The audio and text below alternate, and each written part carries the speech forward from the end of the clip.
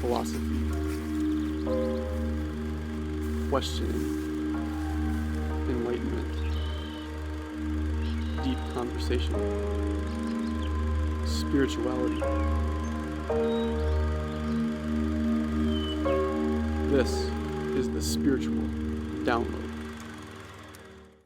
I've been doing the Spiritual Download podcast for about 2 years now, diving into a wide variety of topics. Today, we're going to try to combine those topics of meditation, the spiritual path, with politics. So in college, I majored in political science and then also majored in philosophy in college. So those are kind of my two main interests. And then after college, I actually studied, I taught English in Ecuador, where actually I learned that I love to teach. One of my passions in life is education, but also meditation. Right at the end of my year and a half there, I learned how to meditate, and I've basically been doing that on and off since then, the last 5 years, but then more intensively the last 2. So I'm really excited to have this conversation. Next, we have Amanda Flores. So Amanda, would you like to introduce yourself?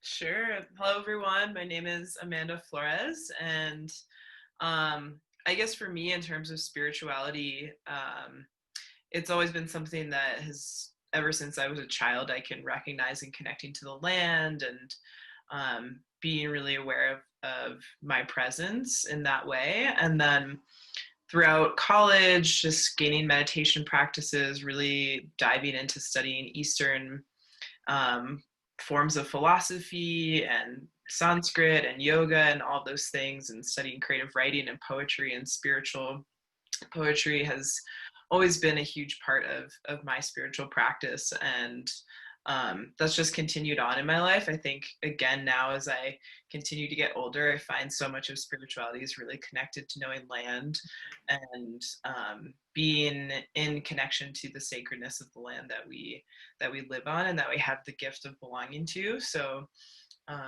yeah, that's a little bit about sort of the spirituality side, and then that has intersected with some political things and doing activism work through working with art and youth, and really just sort of awakening that connection for me between my spirituality and how I live that in the world, and how that comes out through my relationships, and broadening my understanding of people around me and their culture and their upbringing and all of those things. And so that in the last 7 years has really intersected for me.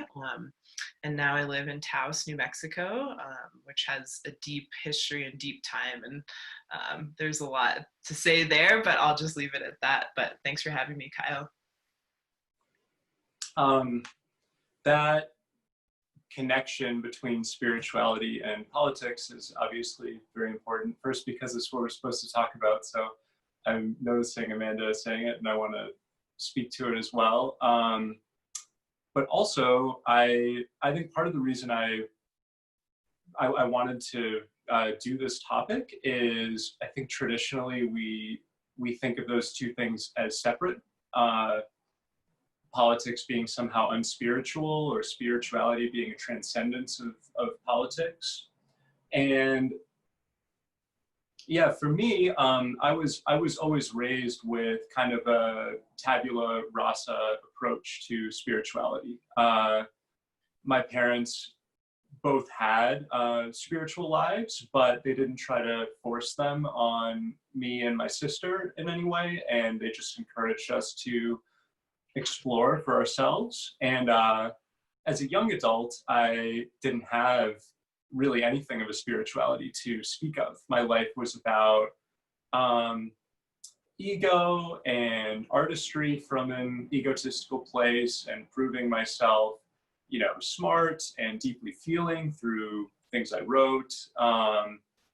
And that was a very dark and meager existence for me. And from that, my life kind of opened up, and I found, therapy, and then Buddhist meditation and yoga. Art now is a very spiritual thing for me, like Amanda was speaking to. I find that through writing, I am able to kind of purge obsolete or decadent aspects of myself, and then continue growing and flourishing and discovering new things. So that's become something that's, you know, more inspired rather than something that I'm kind of achieving by force in the world.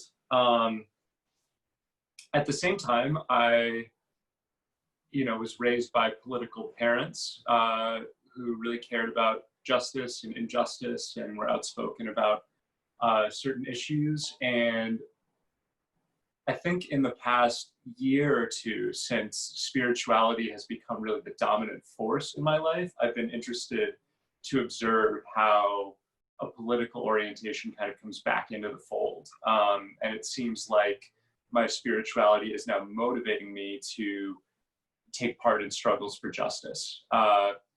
So it's really something I just want to explore during this conversation, because the connection between the two is still somewhat mysterious to me. Very interesting what Amanda said right away towards the beginning of the conversation was the role that spirituality does play in politics, because sometimes spirituality can seem as if we're kind of stepping back from real life, quote unquote real life, and that most people think, you know, the real life is, you know, going to school, going to work, coming back home, and that these things are sometimes very stressful, and that we think that real life stress is a natural part of our daily lives and our routine. However, spirituality, how most people view it, is kind of the alternative way of seeing life, where, you know, outside of school, outside of work, you know, maybe we can learn how to meditate for 20 minutes, right? And it begins to get quantified, right? So how can we begin to see that spirituality and then daily life, and our example today is politics. So seeing that politics is like ultra pragmatic, like everyone talks about it in the news, on social media. I mean, if spirituality is seen as like the opposite of that, where no, that's very esoteric, philosophical. I don't want to, I don't think about that. I don't want to have to think about death. I don't have to think about nothingness. Is like the question that you're getting at, like, how does one sort of like move from that understanding of spirituality as something that's like what happens when you're meditating alone in your meditation room, or like, you know, the quote unquote like yogi, you know, at the mountaintop, to having like an engaged sense of like how spirituality plays out into politics, how it plays out into sort of our more everyday kind of existence. I don't know if you were asking a question, but that's my question for you.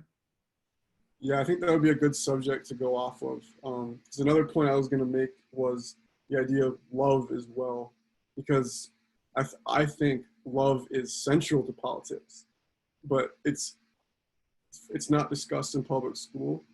Mm-hmm. It's not discussed in politics, and even in around people's families, we often don't discuss how vital love is.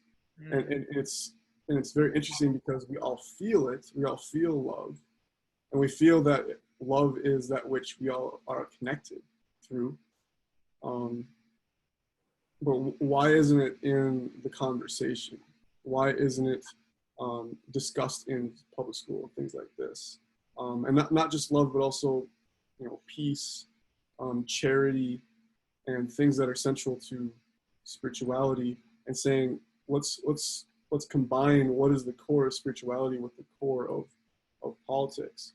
And it's, instead of having politics be angry and based on two sides yelling at each other, where it kind of becomes tribalism, mm-hmm. whereas spirituality can kind of come into the conversation and say, how do we all work together to make that next decision, to see that long trajectory of our society towards a more peaceful, a more loving type of society.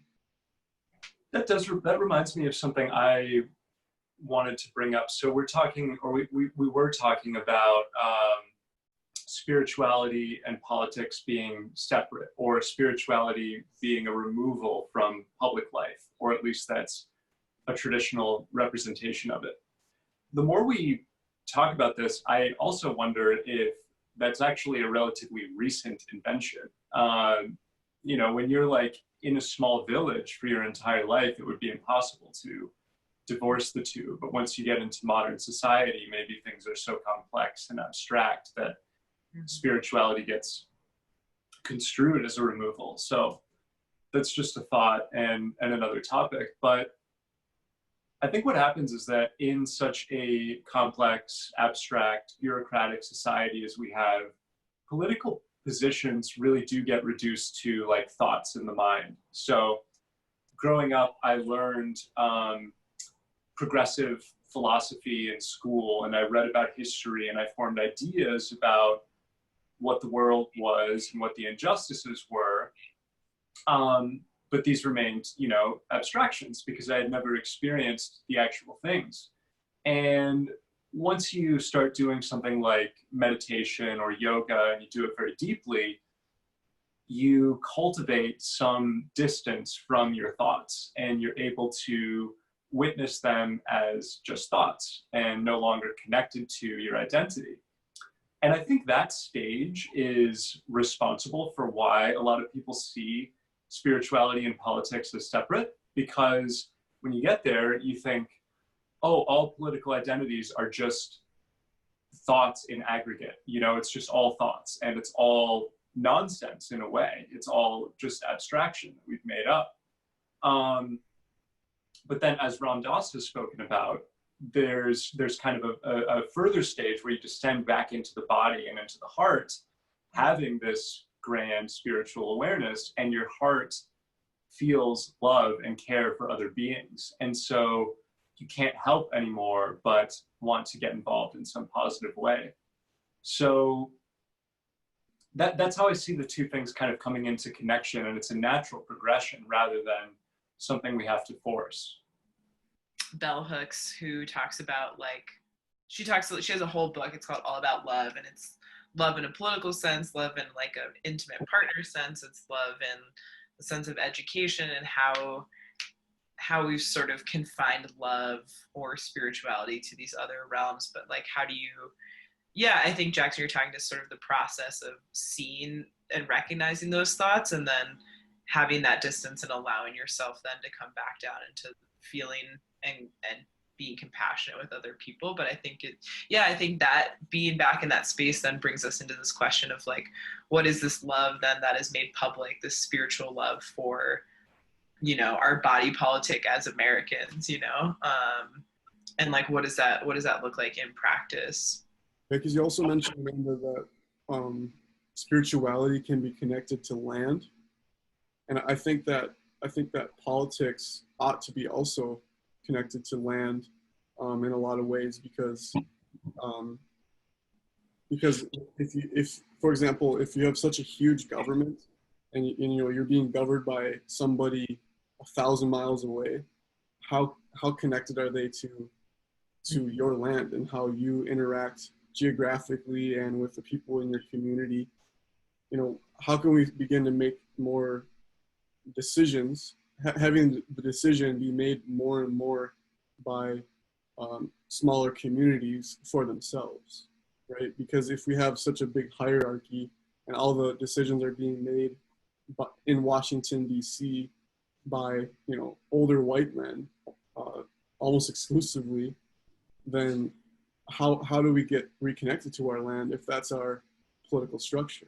Or in spirituality, sometimes, you know, there's also a hierarchy where there's the guru, and you need to listen to them because we believe they're all knowing and perfect, and that we're not perfect and we have something to learn. But how do we put power back into the land and the people, both in politics and in spirituality? That's a good question. Yeah, I mean, for me, so much of,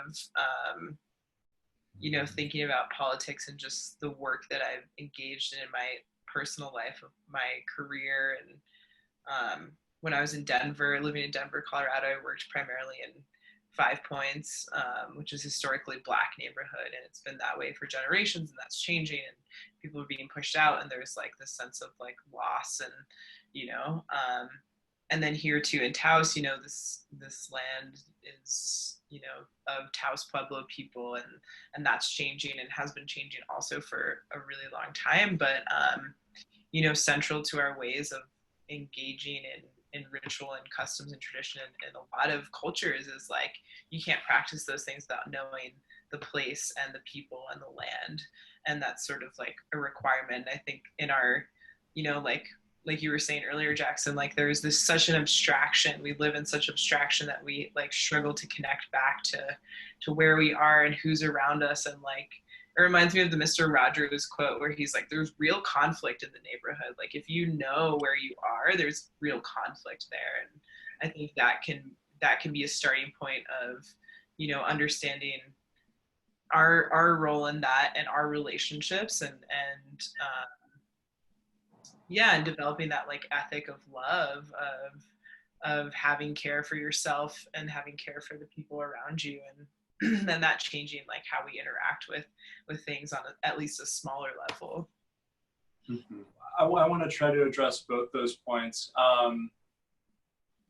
To what Kyle was talking about with, you know, the abstraction, I think it's a lot more difficult to hate someone you actually know than someone represented on your Facebook feed or that you see on TV. And so I do feel the more local decision-making is, probably the healthier it will be, because even if you have a disagreement with someone, you will know about that person's past and family life and so on and so forth, and all these things that will cultivate empathy and understanding. And on that note, I also want to say that I find myself less and less attached to representative democracy as it's practiced in the US. The older I get and the more I explore spirituality. And I think it's for these kinds of reasons that we're talking about. It strikes me as a very artificial and laborious structure that is literally predicated on conflict. You know, if you read the Articles of Federation, the system is designed for gridlock so that nothing can move too quickly. So struggle and headbutting are kind of its nature. And I feel once you experience the spiritual gifts of intuition, flow, inexplicable synchronicities, energetic connections with other people, those sorts of things, there arrives a desire for a system which doesn't necessitate that friction. And so I find myself in an interesting place at this point in history, as it seems like democracy in this country is dying. And I feel called to do what's right, but I don't feel called to save the system. So that's just something I wanted to bring into the conversation. Mm-hmm. And like the system was designed, you know, 200 years ago, when we had the society at that time was like, it was so based on inequality that it's hard for us today to even understand how much inequality there was at that time, right? Like today we're seeing how much inequality we have today, but then when you look at 200 years ago, 300 years ago, when literally, you know, black people were seen as property, and that white men, they would say, no, that's my property. You can't steal my property. The government can't steal my property. My neighbors can't steal my property, right? And that's like an extreme version of libertarianism, right? That's why it's interesting that today, you know, most libertarians tend to be white men from the middle class or upper middle class. I begin to wonder why. I have some assumptions as to why that's the case. Just viewing that, you know, you're entitled to something just because of social status, rather than seeing like our inherent equality, just when we're born, just the fact that we're human, the fact that we're conscious, and that consciousness is one, we're like perfectly equal. Deep down or deeply out or whatever in the universe, like everything is deeply equal. Whether you're a sun or just a piece of dirt or a human being, deeply we're equal, even though we serve different functions. But that is true, and I feel that's part that helps me transition the conversation to something else that I think is really fertile to talk about, which is, from a certain perspective, inequality is not a problem. So you read the teachings of the Buddha or read the writing of Eckhart Tolle. You can reach enlightenment from any situation, and vows of poverty that monks take are a perfect demonstration of this. You can choose to be impoverished for your life and lead a very spiritually gratifying existence.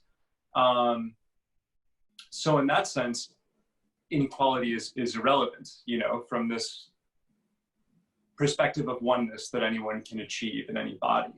Or you could even say it's the natural state, and that like animals are at peace, all the time. I think part of what's happening right now, though, is that our understanding of enlightenment is changing to be a collective rather than an individual thing. And I think that accounts too for why, for a time, there was at least a perceived divide between politics and spirituality. And you would have someone like Eckhart Tolle who says, just forget voting Democrat, forget voting Republican, don't bother with money, just read my book, basically. And it's all going to be great. And my sense is there's so much more than that, because we are coming to understand that my struggle does not end just with me. So that shift is so subtle and yet has such massive ramifications. It feels like on all levels of our existence, on like political, social, economic, climate, like all of these things are fraying and breaking apart in ways that feel just like monolithic.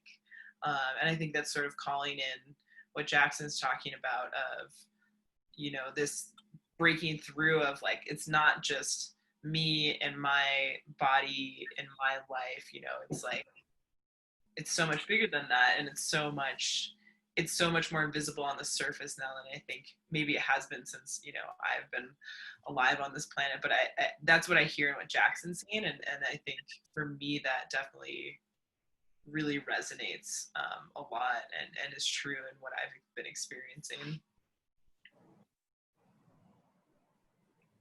So you live in Taos, New Mexico. How do you think life is experienced differently out there, kind of in the mountainous desert? Like, how do people approach or interact with politics and spirituality just based on that type of climate and geographic? It's kind of isolated, but it's a touristy area, right? There's interesting dynamics going on there, rather than like in me, I live kind of in the middle of nowhere, Minnesota, near the cornfields. Like, I feel like people who are in these or from these places see these as different. So I'm wondering, what is like the politics and spirituality in that part of the U.S.? Yeah, that's a really interesting question. And it's actually been something that I've been struggling with in changing my environment, because when I was living in Denver, I considered myself to be active in the way of like, working with young people, talking with artists about political issues, and going to a lot of protests and rallies and commenting and thinking deeply on these subjects with young people. And for me, that connection is a spiritual practice of like creating a safe communal space for perspectives to be explored, emotions to be had, and all those things. And just really identifying, like I said, I lived in Denver for a long time. That space is really important to me, and those communities are really important to me. And then I did move to this very isolated place. Taos has felt like, in some ways, stepping back in time like 5 years, like just moving to a really dense urban space that's been growing to like this place that, you know, Taos is a deeply spiritual place. There's a lot of like spiritual seekers who come here. There's, you know, Ram Dass is deeply connected to the space and has 2 foundations that he's kind of worked with out here. You know, there's Taos Pueblo, which is in the other Pueblo communities of northern New Mexico, which have their own cultures and traditions and spiritualities and cosmologies that are, you know, yeah, just deep time is the word that comes to me. There's a sense of deep time here, and it does look different in terms of like political engagement, but I think what I've been coming to understand is it's like not better or worse the way that people are engaging with politics here. It's just a different experience. It's a different like side of things. And yeah, so when like everything was happening with, you know, all the civil unrest in our country around Black Lives Matter and the killing of George Floyd, the murder of George Floyd, and just really being like, oh man, I need to be like out in the streets with my community, and like that's my embodied love in action, my political love in action of, you know, these are my communities. I'm going to put myself on the line with these people and show up and experience the anger and feel all those things. And those emotions are part of my spiritual experience of compassion and empathy and understanding all of that. And there were protests here too, and in a very different way, you know, much more smaller, and, you know, there's not a lot, there are Black people here, but it's like a very different community. It's mostly Anglo, Hispanic, and Indigenous. So it's, which all, you know, there's similar issues throughout our country, of course, for any person who's a person of color, is Indigenous, or, you know, marginalized in this country. But yeah, I think the differences have been realizing that there's still so much going on here in terms of, yeah, like responding to the world and responding to things like oppression and things like racial injustice, but in different manners. And it's not, and for me, I was like feeling really upset. I was like, why isn't like everyone like out in the streets and like, you know, reacting and responding, and it's just a different way in a different part of the country. And I think I've like really been having to come to terms with that and understand the different perspectives from living in different parts of the country and with different groups of people. So that has been really, really interesting. I'm still sort of like parsing all of that out, but. That brings up something so interesting for me, which I think is very relevant to this topic. So when there's injustice like this, the dominant mode is getting in the streets, protesting, or it's something else very traditionally or visibly active, like voting. You know, we've got to organize, we've got to vote all the right politicians in this time. And you know, that's necessary, that's fine. But I also think those of us who have like a dominant interior life and are engaged in things like prayer or communing with the land, or, you know, rituals that Amanda may be doing in Taos, those ways of responding to events like this can be dismissed because they traffic in the invisible and the subtle. And those ways of being throughout history have also been subjugated. And it is another terrain of oppression that I feel is not as often talked about or recognized. Or perhaps I could just say it's like one that I experience more directly than I do any other oppression. So maybe that's why it's more salient for me. But I feel it's very relevant to spirituality. You know, when you start doing yoga, when you start praying, when you're doing things like this, you become kind of attuned to energies around you, and you may feel called to be present with them through things like journaling or prayer or the other things I've mentioned. And it's kind of a different form of activism that is not recognized by the dominant culture, or is seen as useless. It could even say that. Yeah, I appreciate you bringing that up, because I think I'm like struggling to name like what I mean the differences. And for me, like, yeah, like just being in a city, in an urban space that has such an intense political identity and such a intense drive to protest and be in the street, and those things are important. I think every piece has its place and sort of like the evolution that humanity is going through, and all of it is important. And then being out here and being in a place that they're, you know, connecting to a lot of people that are really have a deep spirituality, connecting to a lot of practices older and there, and you know, that brings me to think about I've been studying a lot of cultures and groups of people all around the world who talk about this time in humanity, and talk about and really talk about it through prayer. And like I think about people in Ecuador, people in Peru, people in Colombia, people in indigenous cultures here. Like all of these people have a practice of prayer and holding the world together in that way.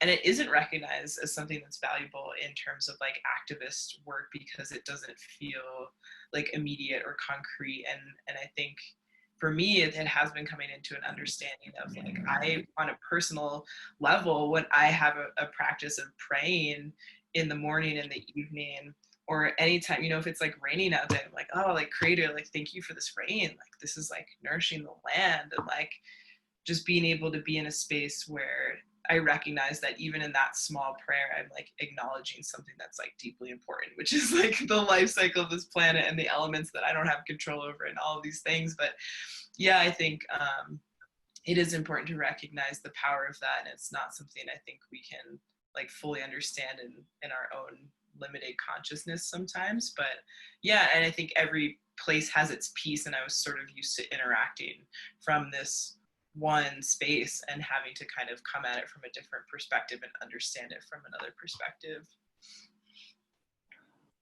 Yeah, and I think it's kind of unfortunate that, I mean, before all of this Black Lives Matter stuff began to happen, I think most students, like in high school, what they thought politics was just voting.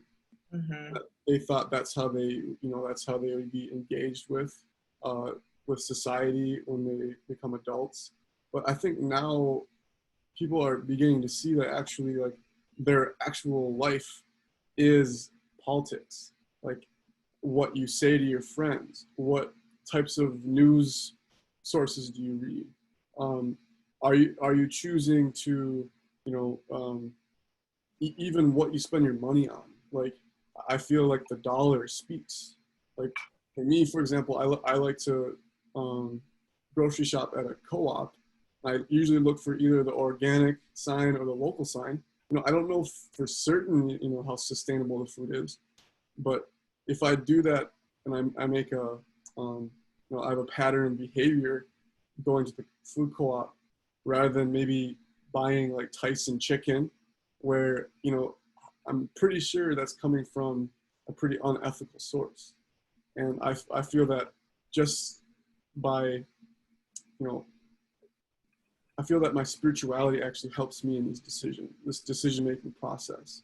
I can make more, self-regulated decisions, and I can think about my actions without just reacting to things from like my ego mind all the time.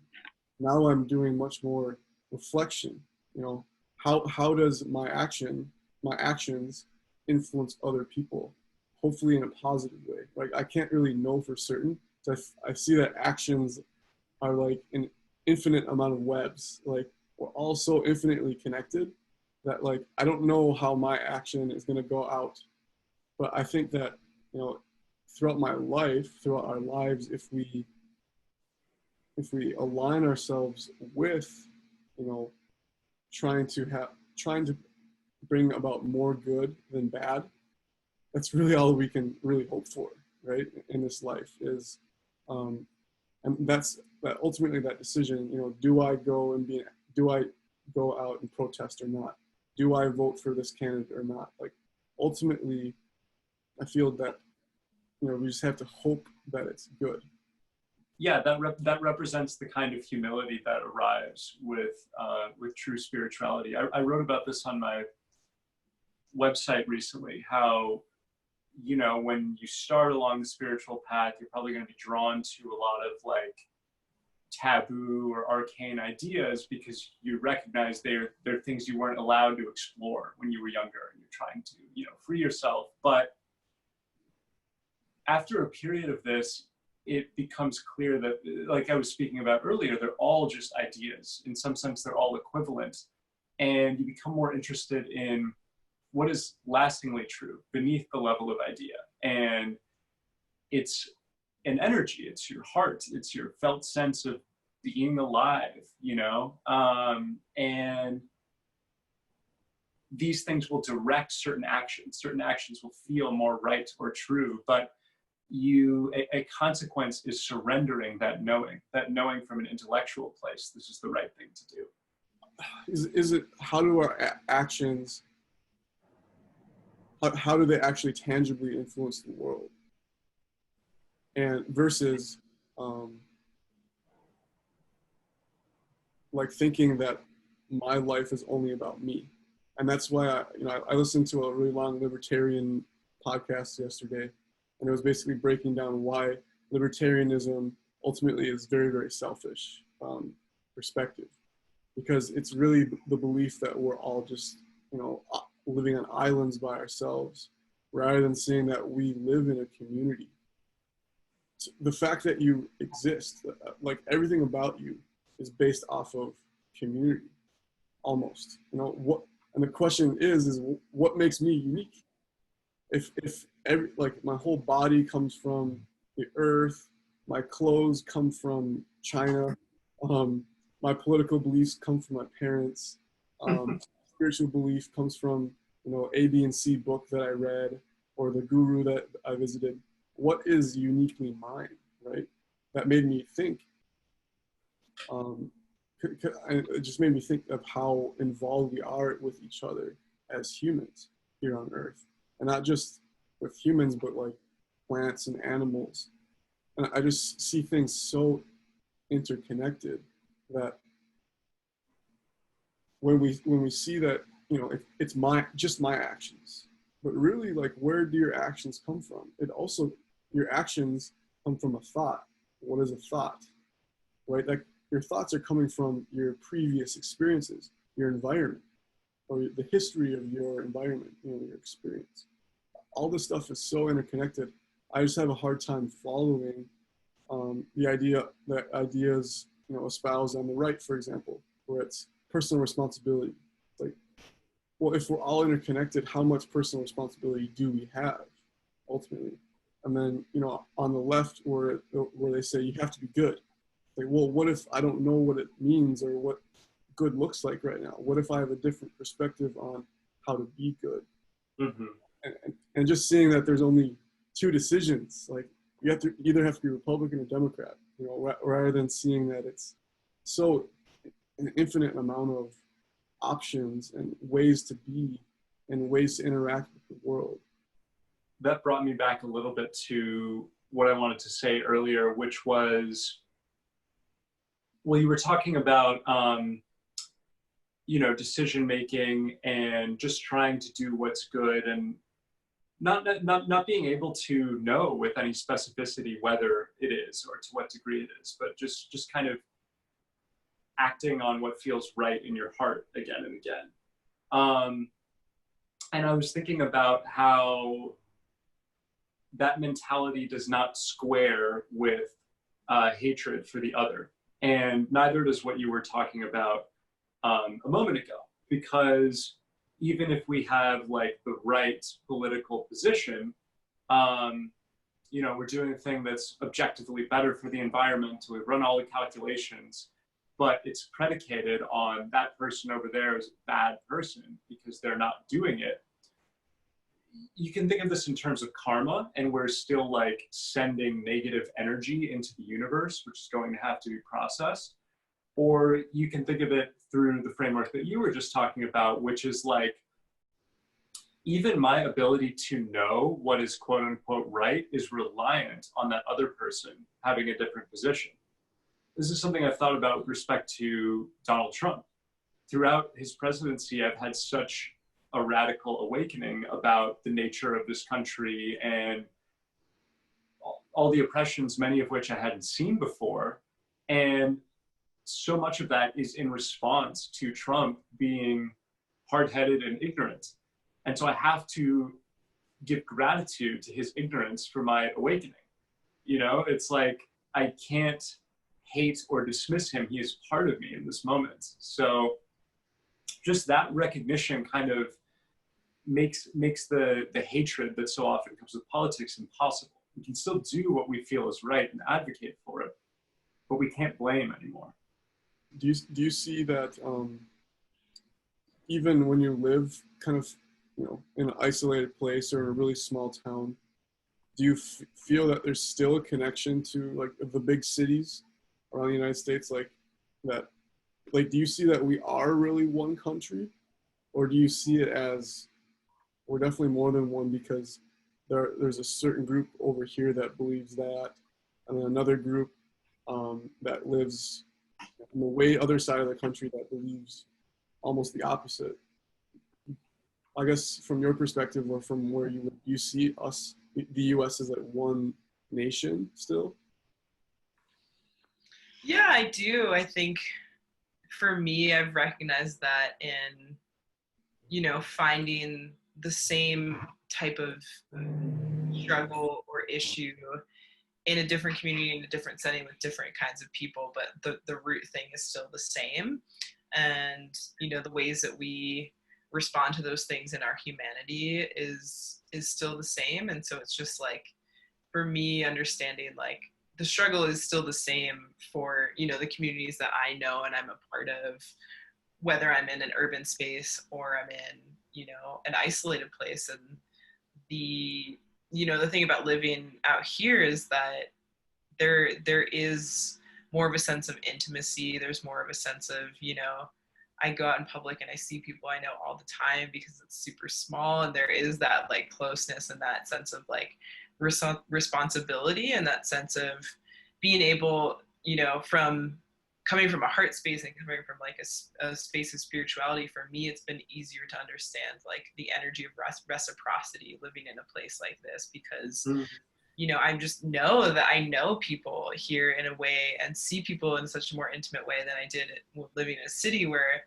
you know, I still have responsibility to my communities and to the places that I'm a part of. But there's, for me, in my personal experience, it's, you know, it's just so much bigger, and it's just easier to kind of like lose track of that sense of intimacy. But again, I think from a spiritual perspective, like, yeah, it might be easier for me to feel that here, but the responsibility is still the same if I'm living in Denver, at least from like my sense of like spiritual responsibility to enact and be love in the world. Like, you know, if I go back to Denver ever, it's just like, wow, like that's still my work, that intimacy, like living from the heart space and seeing the people around me, whether they're liberal or, you know, conservative, as like a part of my life, a part of my community, a part of the people that I'm engaged in exchange with. And that, yeah, so for me, it's like understanding reciprocity more, understanding like the energy of that, the dynamic of that, and how in the city it was much easier for me to kind of like ignore that or be really sort of in my individual life. And here it's just like much more on the surface of like, oh, I'm like a part of this ecosystem, even though I just like moved here, you know, like I'm just like very much already like here. And so yeah, that's been an interesting dynamic. Do you experience that too, where you are, Kyle? That's a really cool awareness that comes from that. Yeah. So I live in a town. It's not quite as small as Taos, I don't think, but I go around town and I see people I know. I see coworkers all the time. And there's definitely is a sense of reciprocity, but also there's a pressure there. There's a pressure to live your identity out in public space. You know, when you're seeing the people you know all the time, there's kind of a pressure for you to play a role. you know, and in town, you know, I'm a public school teacher, and people have assumptions of how public school teachers have to act, you know, even in their private life. And I kind of see it like, no, I want to be myself. You know, I don't want to be seen as just Mr. Hillian, you know, like I want to express, I don't want to see myself as such a limited thing. I want to express myself in new ways, even in ways I don't even foresee yet. And some of the things I want to do may not fit in that box of like school teacher. So that's kind of things I'm struggling with on the negative side, but the positive side is that reciprocity where, you know, say that there is a huge economic collapse or something, right?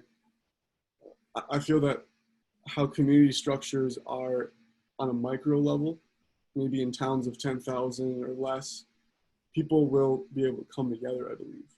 And I think one of the core issues is with food.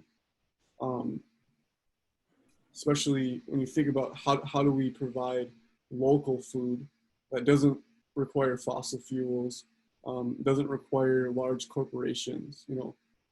That's why I shop at the food co-op as much as I can, is how can I interact with, you know, the farmer just down the road, buying their eggs, and using much less fossil fuels. Whereas, you know, if I was getting, you know, trying to save a buck and getting that Tyson chicken as another, as to use that reference again, like using all that fossil fuels, you know, it spreads across the world. Like, climate change is a global issue. And I don't want to have all of my decisions be like, okay, how much am I affecting the world with this decision? You know, at some point you're just like, you're in paralysis. Like, I can't do anything. Like, almost everything I do hurts the environment. You know, how do I be myself without hurting the planet? And that's something I have struggled with still now, but especially in the past. But yeah, now I'm just kind of rambling. It's interesting to me, just something I'm noticing. You know, I was talking about how we used to have this singular individualistic notion of enlightenment, and now it's expanding to this collective thing, which really is equivalent to the ongoing struggle for justice. I don't expect that in my lifetime the spiritual panacea of enlightened government throughout the world would be realized, perhaps. But I think rather we can see ourselves working toward all of that, bit by bit, day by day, moment by moment. And I think what's interesting is this sense of we are all in it together. We are one people, one planet, trying to move toward, you know, a more holistic organization. I think it actually comes from separation and alienation. You know, there had to be a phase where humanity was very alienated from itself and could do something like fly into space and snap a photograph of the whole planet in order to remind ourselves, oh, every single person that I could ever know lives in that one sphere, and it's a singular thing, you know? And it's interesting how from that awareness we then begin to move back toward the local, because I agree that that's a very prominent trend in just what feels right in this moment in history. So all those kind of paradoxes and shifts are interesting and strange to me. I do see it also on multiple levels. I don't know if you see this too, Amanda, like, because you were talking about like for example, I don't know what to call it, maybe like a consciousness level. Like when you're in the city, you know, there's a certain way that your mind works in the city because everything's very busy. There are more people, and you have to be almost more aware of all of the humanity that's happening. Whereas, you know, in the rural area, there's much more nature, trees, much more like stillness and quiet, and maybe people who are used to the city, they come out to the country and they might get boredom, you know. And those are two different ways of seeing the world, two different consciousnesses, if you will. So I'm wondering if you see that in not just the urban and rural divide, but do you see that in other, political differences?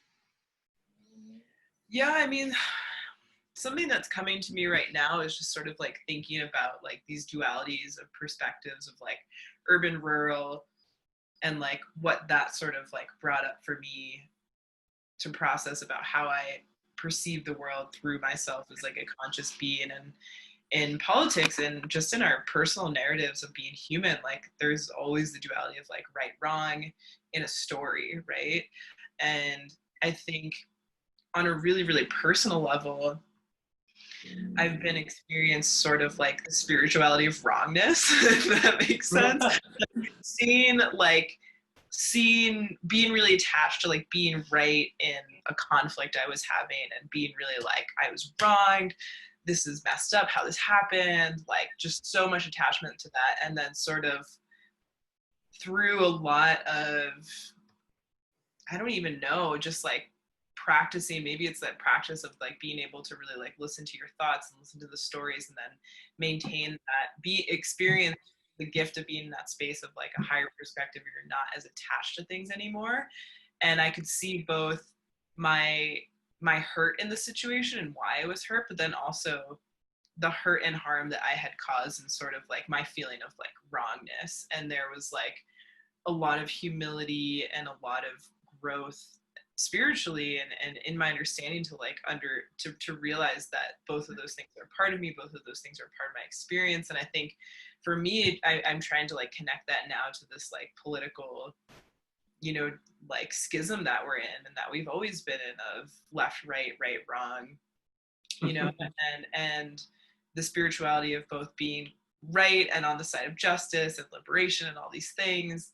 And also the spirituality of like being wrong and being on the wrong side of justice or whatever those things are. And so I don't know what I'm trying to say exactly, but I think for me, I think all of these different contrasting experiences give us a way to understand maybe that connection, that oneness, that sense of like, we all have those experiences and we all have those dualities within us as a part of our humanity, as a part of a way to understand consciousness, as a way to understand each other as humans, as other beings. So that's just been something that's been coming up in my mind. And that, takes me back to like the right wrong of like, it's right to go protest in Denver and be with my communities. And that, of course I want to be there, but also there's things happening here in a different way, in a different, manner, on a different level that are as important and just different and not wrong or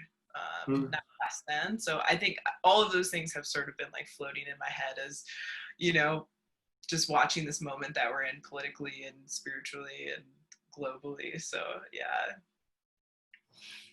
I love this spirituality being wrong because it has the funny side effect of like imagining that someone's spiritual notions are wrong.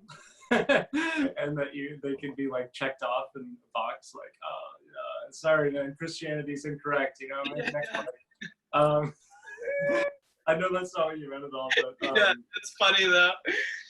But that brings up something that I feel is really important that I have been thinking about recently and wanted to talk about, which is what I've been thinking of as the way of the peaceful warrior. And I'm gonna make like a short YouTube series for my website on this. But the difference between wanting to defeat the enemy, which so often is our posture, and wanting to have no enemies, which is the path of integration. And that means when I see the enemy, someone who rubs me the wrong way, someone who's trying to harm me, I try to see the other in myself and vice versa. So maybe I'll recognize, oh, this person is acting from fear, deep down, fear of change. And I have that too. And the paradox of it is if I can approach them from that place, very often the enemy does literally vanish because the person feels heard and understood and accepted for the first time, and their defensiveness drops. And so this pursuit of having no enemies, quote unquote, doesn't mean like, you know, oh, it's fine that like Hitler killed a bunch of people, you know, and like all these other terrible things are happening and it doesn't concern me. It means this like ongoing practice of working with and embracing those difficult emotions and realities as part of myself, in order that literally they disappear. They through acceptance, they no longer like arise with the same frequency or ferocity. So I've been thinking about that a lot as a spiritual practice, and I just wanted to kind of present it to the space. Yeah, I think just everything that's happening right now with like the Black Lives Matter movement, and just so many more people being able to wake up to what's going on in terms of like historical trauma, in terms of racism, that the shift that's going on does call people in a way that's like, oh, like this is not just about that group of people, it's about me too. And I think that's where I've like been feeling it most intensely in terms of like what's happening right now in this moment. So yeah, I just wanted to bring that up because that's what's coming for me. But can you say more about how you feel implicated too?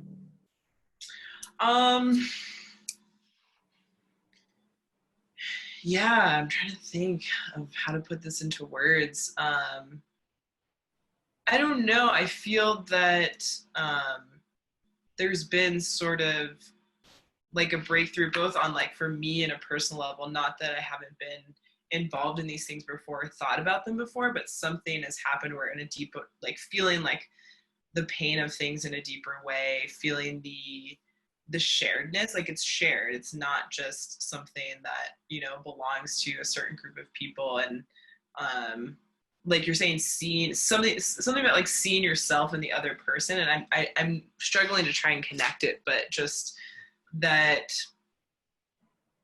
yeah, just not seeing it as a separate issue. And I think that as we continue, you know, not separate, like I'm not a Black person, I will never have those experiences, but the pain that I feel around these things, and for loved ones that I have who are having those experiences, that pain isn't separate. That's like a continuous pain. And I think that's sort of like the recognition, the recognizing and like embracing and being able to take that in.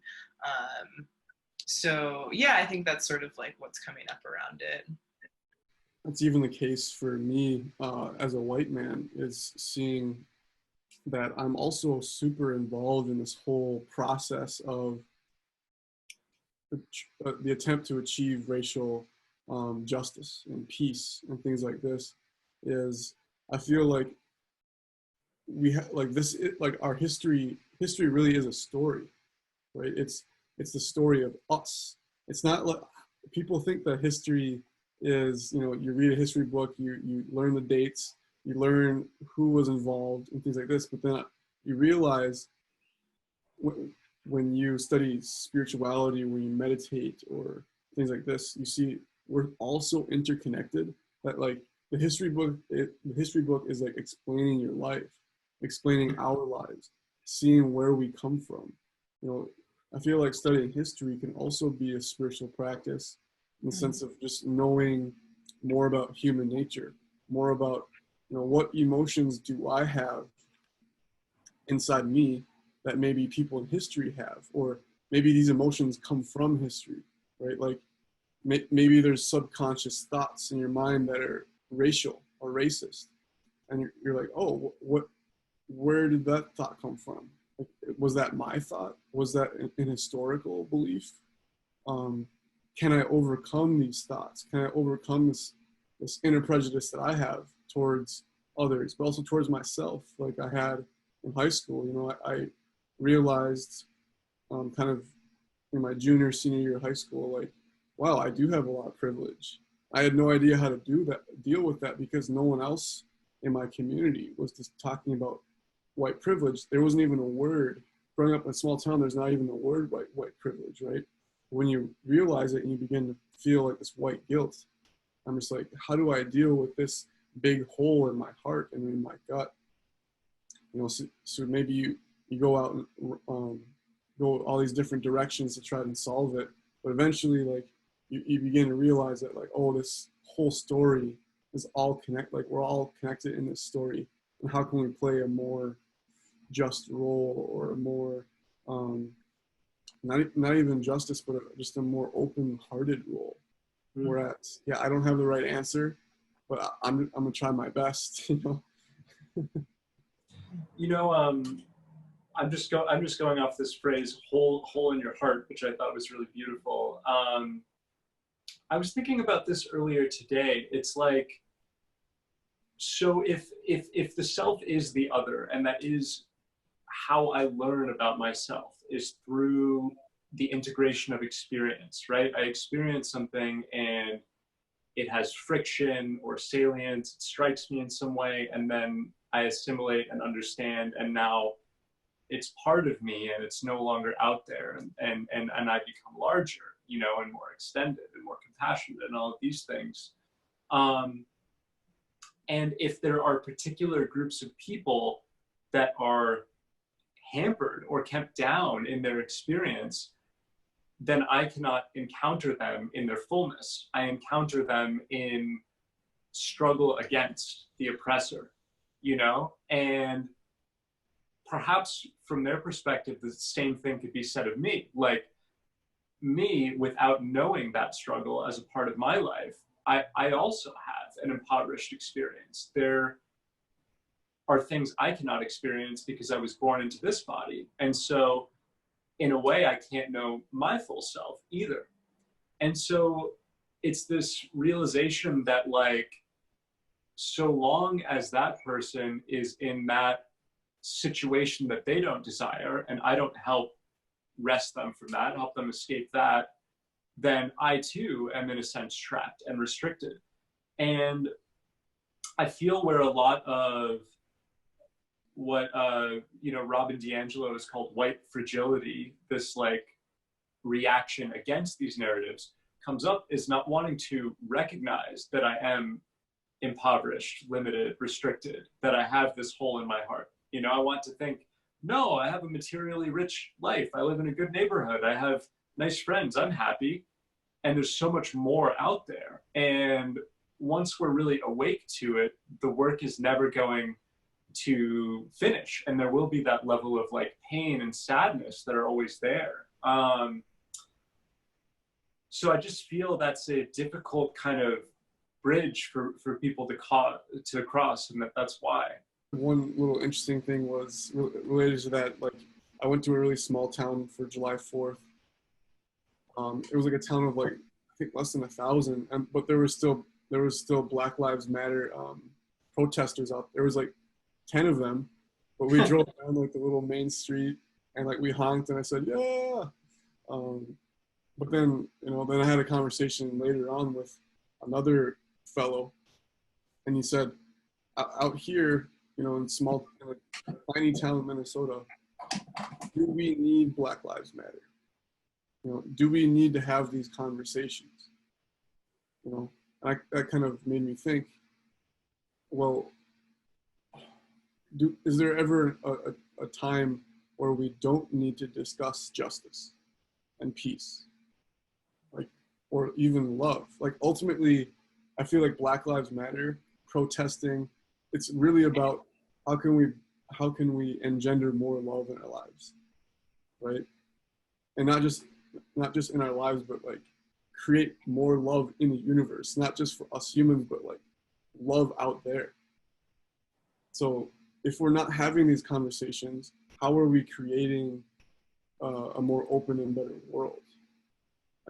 I just think it's so public conversation, or even conversation amongst family and friends, is so vital to have these courageous conversations about difficult topics. What's coming through for me is like, I'm thinking what you're saying too about like studying history and knowing history, and like how that's becoming much more widely available in people's awareness right now, of like being like, oh, this has happened forever, and like how that sort of becomes like medicine, you know, like the medicine of like really going back into that history, going back. And there's a word sankofa that means like to go back and get it. You have to like go back and get it to heal it. And I feel like that sort of like collectively that's been like building for so long.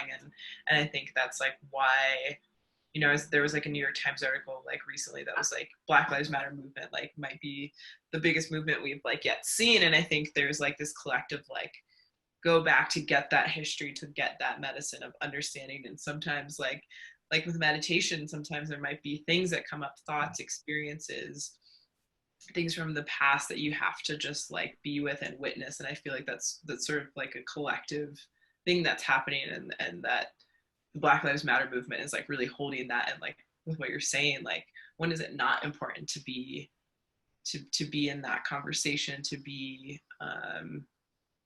to be holding that in our hearts, and taking that medicine. So yeah. I totally agree with that. And this is why in my spirituality, a topic I've explored for the past, 6 months or so is ghosts, because I think ghosts are a real thing, but for me, they've also been a metaphor for these voices from the past that are present with us. And like Kyle was talking about earlier, our very thoughts are that way. You know, what I think of as my thoughts are voices learned in my youth, that if you go down my family tree, go a lot farther back than that, or you could think they come through media, which means other people much farther away, and there are more distant stories. And what it means is that everything from the past is present with me as part of my very self. And we do have direct experiences of that through meditation or yoga, to give two examples. Memories unlock, and suddenly you're with this thing that you haven't thought of for a decade.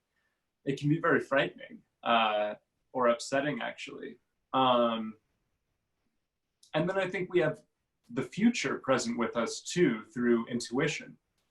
And so it brings up this centrality of history and of being attendant to those painful things, because really it's a fiction to say that they're there instead of here, you know, and this moment is artificially cut off and I don't have to deal with that anymore. It's like I will literally be haunted by that thing until I am able to give it rest. Mm-hmm. I feel that's very much what we're going through right now as a nation. For whatever reason, I'm not sure whether the ghosts are louder or it's just that a critical mass of people can hear them. Mm-hmm. But that's what's happening. Maybe both. Mm-hmm.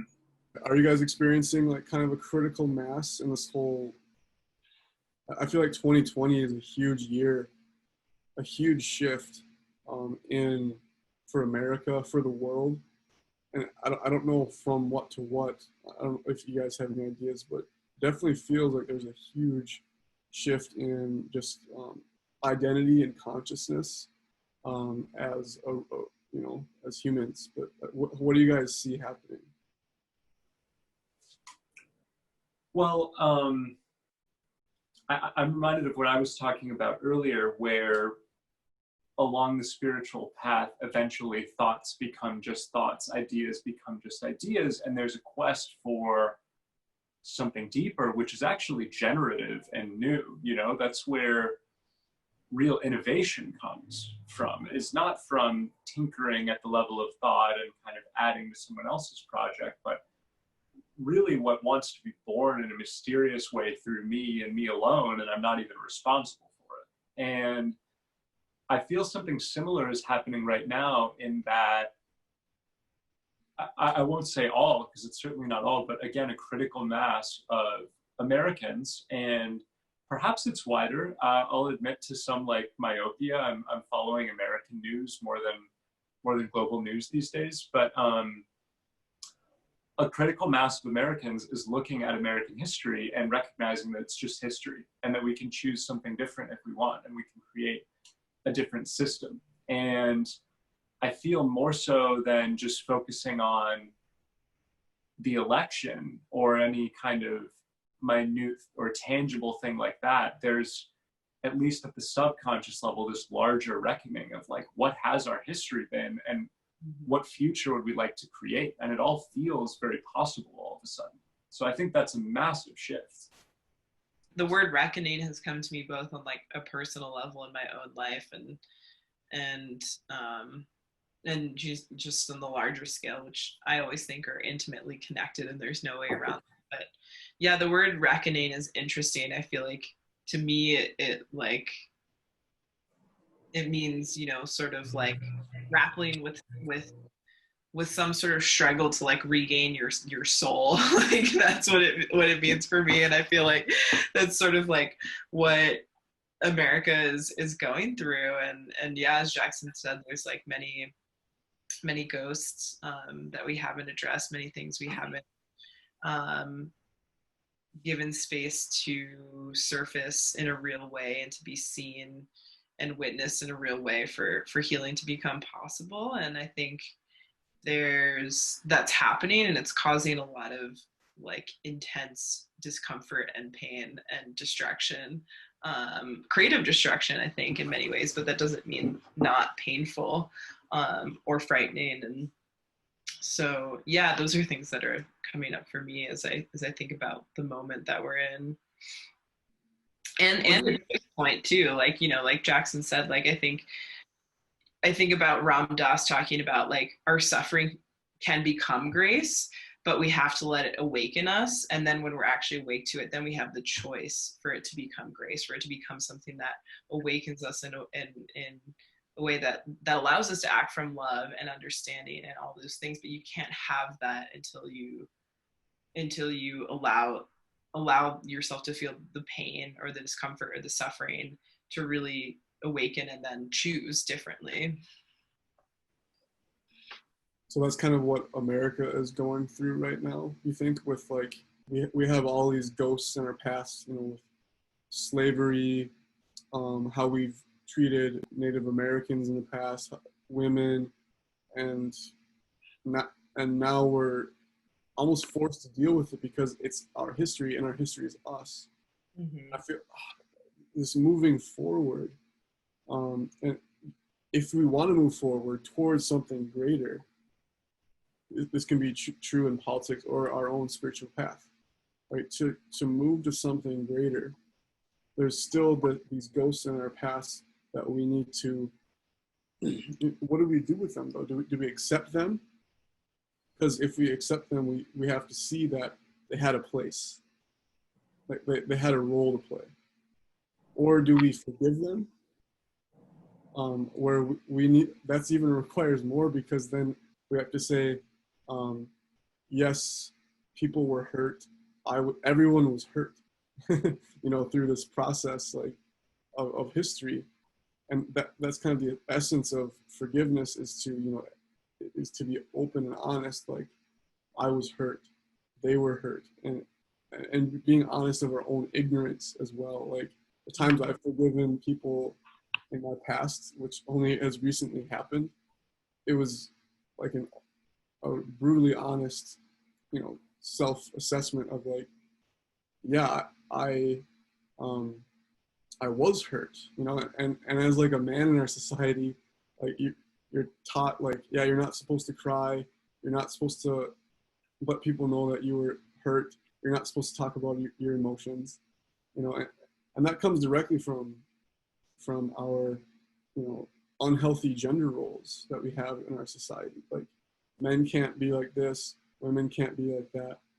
But again, how do we go beyond that? How do we have a nationwide forgiveness or a nationwide acceptance and move forward? You know, is that what we want? Are we ready for forgiveness? Or are there medium steps? Are there, what's step one? What's step two towards, you know, this long-term goal? And I don't see a long-term goal. I don't see people talking about a long-term goal. I see that a lot of people have different ideas of how do we deal with the state of politics right here, right now. But I want to start seeing, politicians and pastors go out there and say, yes, there is a final goal, and that's, love or peace. And we have to begin having conversations to begin to say, what does love look like in our society? What does peace look like? What does justice look like? And I feel that how do we get to those conversations is that accepting history as, yes, history is not just facts in the past. History is here. It's like stuck in my body, and I have to deal with it. Like these racist thoughts, these racist feelings is stuck in my body. I was taught them. How do I forgive myself? How do I forgive others for these things, Part of what I feel when I hear you say that is I think we are not yet ready for the collective envisioning of something greater, because what first has to happen is the ghosts need to be heard. And the great thing about ghosts is they know what they want, and you have to choose whether to give it to them, right? It's like in The Sixth Sense, they just want Cole to listen to them. And once he realizes that, then they go away. And that's one ending of that movie without spoiling another one that's really big. But similarly, in this moment, when you hear some Native American activists talking about getting land back, or you hear some Black and some white people talking about reparations, this idea rising on the left, you can either see those as disconnected things. Oh, look at this crazy socialism, right? Now they want land all of a sudden. Now they want free money. Or you can understand the connection to history, as we've been talking about. And actually, these are things that were promised at one point in time and not given. And that wound is still there. And just like in a relationship, you can't move forward until the offending party recognizes, I messed up. How can I do this differently? So I really think that's where we're at. And I think a lot of the defensiveness is about, for the perpetrators, recognizing how and the ways in which we have hurt others, because that in itself is painful to realize, as you were alluding to. It's not a mental thing, it's an embodied thing. First, you have to accept the truth if you're a person who's done harm, to be able to tell the truth. And I think that is where I feel a lot of the energy is going right now, is not being in denial. And it's really easy to be in that place. And then, truth and reconciliation, I think truth telling is the way that we allow healing to begin. And it can be a messy process. And but yeah, I do feel like that is where things are right now, and has the potential to be a place where we can then choose to move forward in healthier and better ways. But it's going to take not being in denial. So yeah, that's just sort of one kind of final thought. In terms of next steps, and I feel you were suggesting this, we do need spiritual leaders. We need people who are connected to their hearts, their emotions, their bodies, who understand subtlety, who can admit uncertainty about issues. We need those kinds of people to begin to lead the way forward, both during this reconciliation and afterward. And as we touched on in this conversation, it may be at more local levels, first rather than at national government. But I just feel that those of us who have this more subtle orientation to the world are very valuable right now. And that needs to come to the fore. Hold on one second. Yeah. No, I totally agree with what Jackson just said. And I think so often we can see people like historical figures like MLK and, you know, Jackson mentioned the Dalai Lama and these, Babette, and these other spiritual leaders. But I think more and more it's like recognizing our own waking up and that the call for us to be stepping into using, you know, our gifts and being in touch with our spirituality and holding that space in whatever communities we're in. I think that's like, it's not waiting for, you know, someone who has a big, you know, platform and a microphone, but just really like ourselves and where we're at in our journey and in our own spaces. So I think that's really important too, to acknowledge. Yeah, absolutely.